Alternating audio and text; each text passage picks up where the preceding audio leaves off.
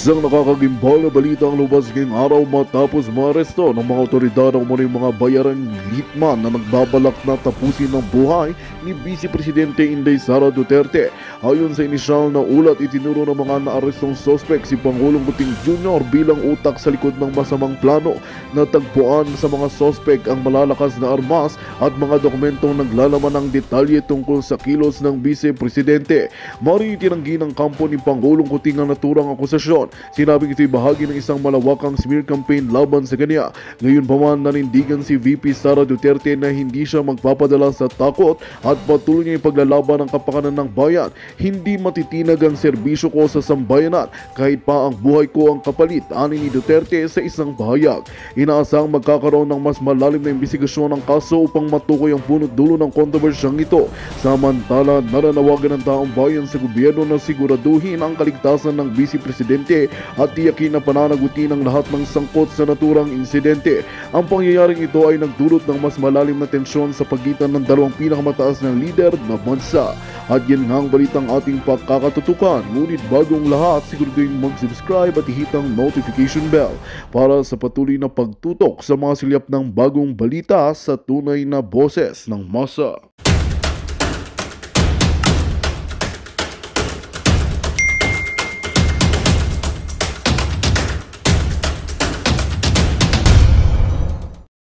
Pinotakti ako ng mga trolls ng Malacanang, ng mga, nila Tulfo, mga trolls nila. Hi, Laline Garcia. Bakit ka mo ako pinotakte? Kasi ba naman yung nagko-comment dyan? Uy, Abante News Online, thank you. Ang ganda-ganda ko dun sa mga nyo. Ang ganda-ganda ko dun sa inyong mga pinopost. I like the antipara, I love it. Alright, here we go, darling. Ayan, may post ng bago ang Abante News Online. Kaya naman nagpa-I love you naman ako sa, okay? Ayan, ang ganda-ganda ng antipara ko dyan.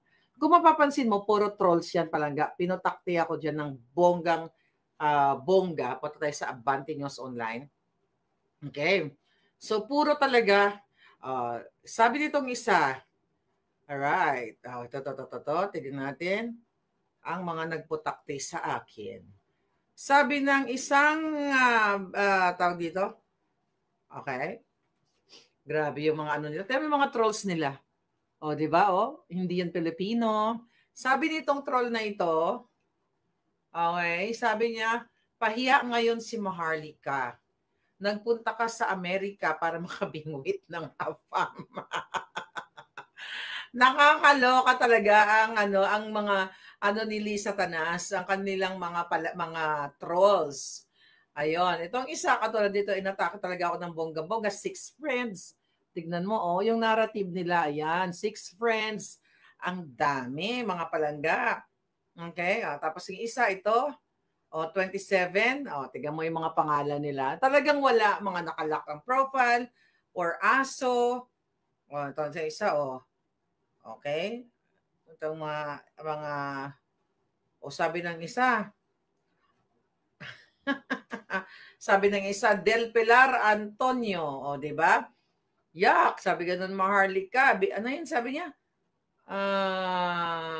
Pati dangal, papunta lang ng Amerika. So, ang dami talaga, pinatakti ako, ang daming trolls, grabe yung bangag na administrasyon na ito. Di ba? Ibalik niyo yan kay Erwin Tulfo. Kayong mga trolls, well, I totally understand. Tagutom kayo, lalo na sa Pilipinas. Maintindihan ko kasi nga, ang taas ng presyo ng bilihin, ang sili, magkano? 1,000 pesos per kilo. Ang kamatis, 20 pesos isa. Magkano ba? 20 pesos, 30 pesos. So ngayon, maintindihan natin yung mga trolls kasi tagutom sila at talagang kapit sila sa patalim. Dahil, kaysa naman mawalang malamon ang kanilang mga pamilya, so talagang kapit sila sa patalim. Where in fact, ang sinasabi nila na tawag dito na na salot sa bayan o kung ano pa mga sinasabi sa akin, ay mismo itong pinagtatanggol nila na si Erwin Tulfo, si Erich Sylvester. Alam niyo ba, mga hitad, ang eksenang naganap, napag-alaman natin na ayaw pa sana i-let go ni Erich Sylvester ang kanyang US passport. Siyempre nga naman mga palangga, ang daming pwede niyang maging benefits dyan eh. Sa pagtanda niya, yung social security niya, okay, dali. May titignan lang ako. Okay, yeah, yung kanyang shout out kay aking palangga si Nancy Trinidad na nagmamaganda, na laging gising, na nagbabantay dito. So ngayon, mga palangga, ayaw niya kasi i-let go yung mga benefits niya. Kung may benefits sa military, at ilang taon na siya, ay wala pa siya sa Social Security. So, pwede siyang makatanggap ng Social Security benefit. So, napag-alaman natin, up to the last minute pala, mga kababayan, ayaw talaga niyang i-let go ang kanyang US passport. Okay? At ito ay alam ni Marcos Jr., ni Tambaluslos, ni Lisa Tanas. Okay? Bakit kamo? Tignan natin yung mga date. Alright? Tignan natin yung mga date. Doon sa article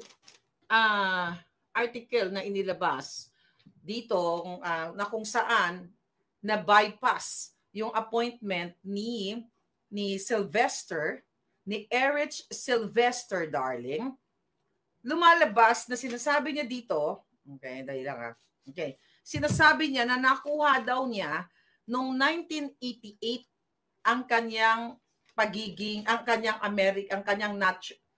American city, naturalization.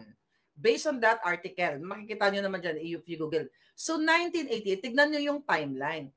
So nung na-bypass, nung hinihiring siya to confirm yung kanyang appointment as Secretary of DSWD, sinabi niya doon sa Commission on Appointments, sa hearing na yon, na 1988 niya nakuha ang kanyang American o naturalization. Pero mga kababayan, dito sa letter, okay, from the embassy, okay, where is it, darling? Okay. Pero dun sa letter na pinost natin mula sa embassy, mga kababayan, ay una niyang nakuha yung kanyang, nag-apply pala siya ng passport noong 1991. Okay? So, magulo talaga. Kasi pinanganak siya 1963, di ba? Ang original niyang kapananganakan ay 1963 sa Leyte. Tapos sa Hawaii, sinabi niya, pinanganak siya as Sylvester, Erich Sylvester, 1965, December 30, 1965. Then yung sa Tacloban naman ay August 6, 1963. Ngayon, eto na nga. So doon sa article na binasa ko kanina, 1988 daw siya naging American or natural citizen.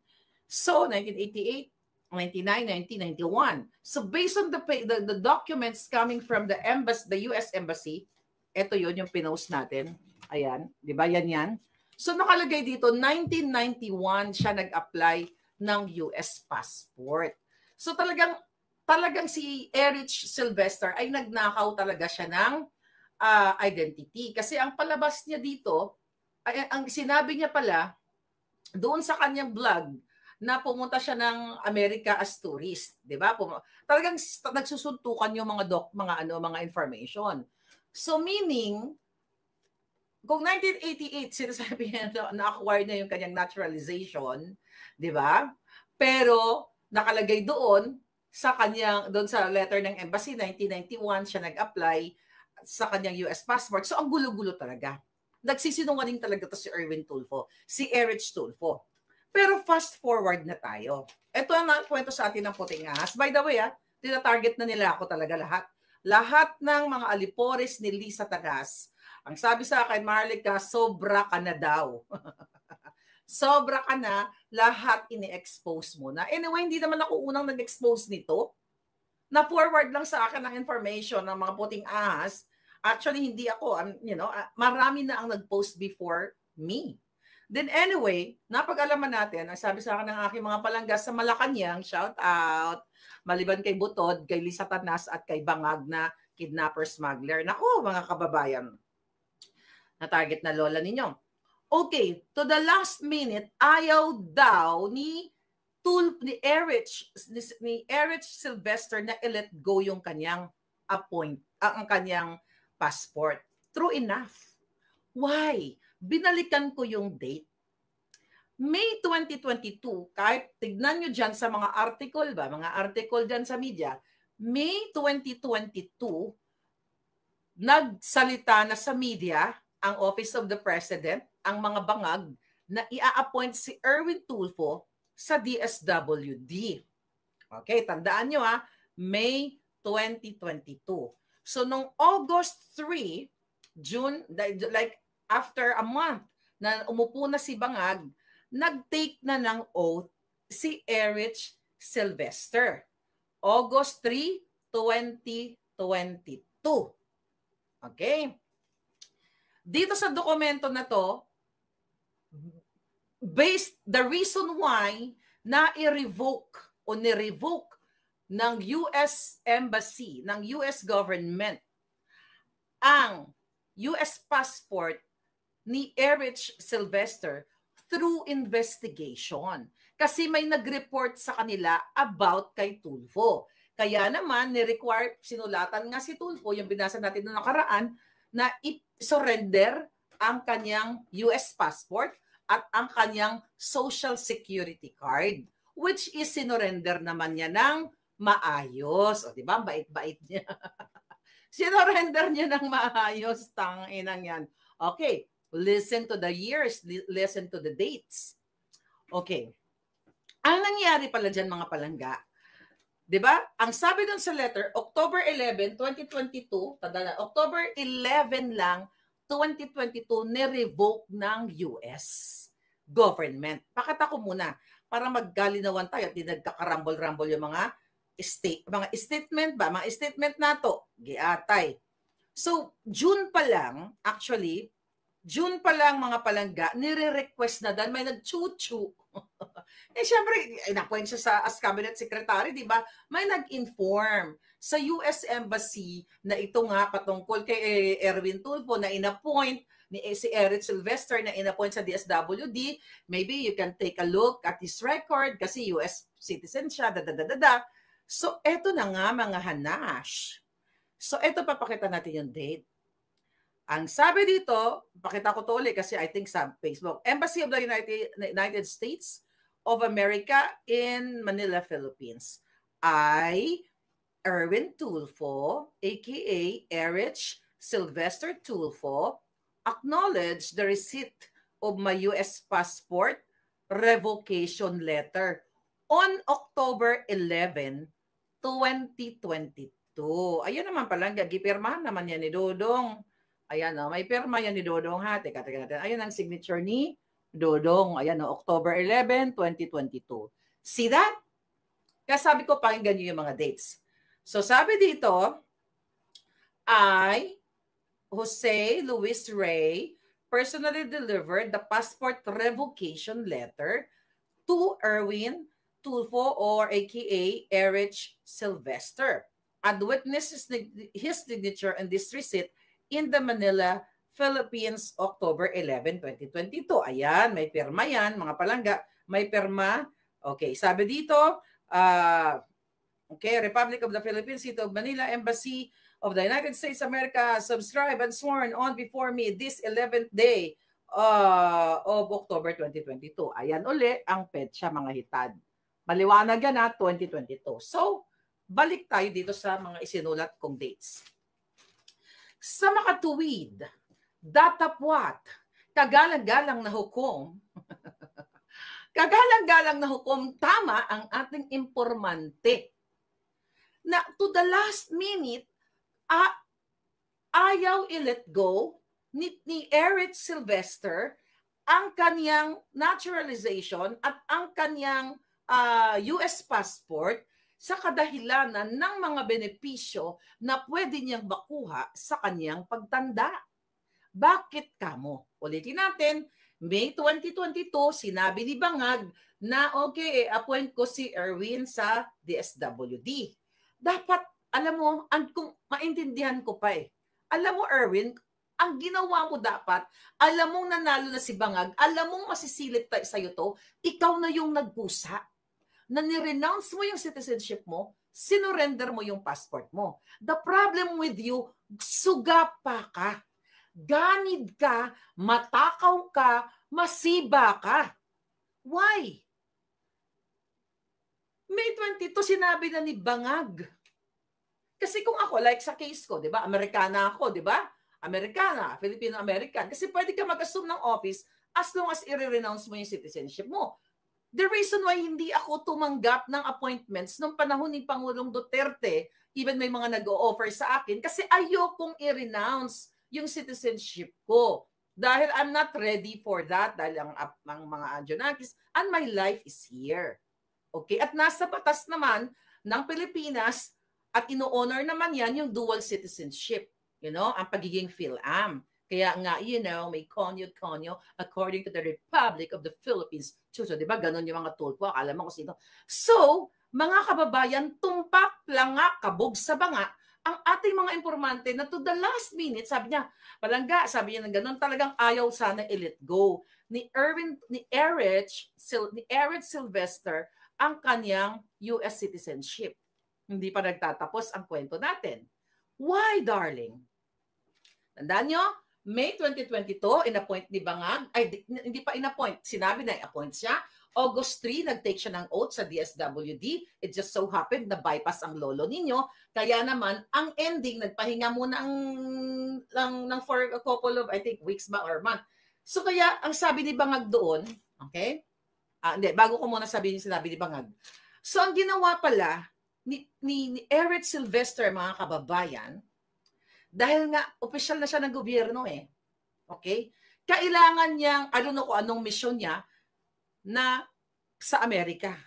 So para hindi siya masilip ng mga mata ng aking mga palanggang, mga Amerikano, dyan sa US Embassy, ang ginawa niya, nagpretentious siya, na deadma siya, hindi niya ginamit yung kanyang US passport. Siyempre, masisilip nga naman siya. In-appoint siya as cabinet secretary, then gagamit siya ng US passport. So, kung ano ang ginawa ni Erwin, dito pala yun, hindi ko ito naipaliwanag. Kung di ako tinawagan ng ating putingas, dito pala papasok. Ng September 14, 2022, based doon sa letter na pinapresent natin, mga palangga, ay nag-apply siya ng G2 visa. G2 visa, ito yung mga visa na ginagamit ng mga politiko. Meaning, magdeded na pala siya na patay mali siya muna siya, hindi niya gagamitin yung kanyang US passport at nag-apply siya ng G2 visa para hindi siya masilip. We're talking September 14, 2022. Na-revoke yung kanyang US passport October 11, 2022. Pinakita natin. Okay, tignan natin uli ang mahiwagang impormasyon. Okay? Para mapatunayan natin sa inyo kung si Marleka, baka ni Marleka na nagbuang-buang lang ba? Giatay na unsaman mo. Okay. Here we go again. Okay.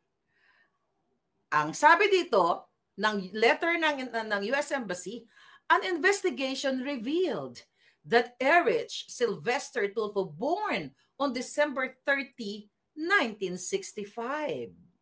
Based on investigation.